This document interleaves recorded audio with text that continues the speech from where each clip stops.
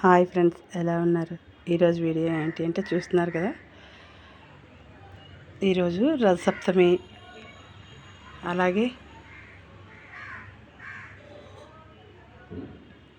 మొత్తం మాఘాదివారం పూజ రెండు ఈరోజే చేసుకోవాల్సి వచ్చింది. నాకైతే మామూలుగా అయితే రథసప్తమి రోజు సప్తమి పూజ చేసుకుంటాం కదా, అయితే ఈరోజు ఆ రోజు వల్ల ఈరోజు రెండు పూజలు ఒకే రోజు చేసుకోవడానికి అయితే అయింది. ఇగోండిలా రథసప్తమికి రథము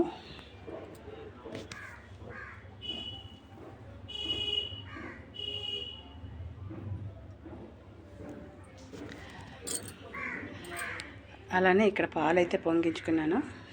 ఇవ్వండి ఇలా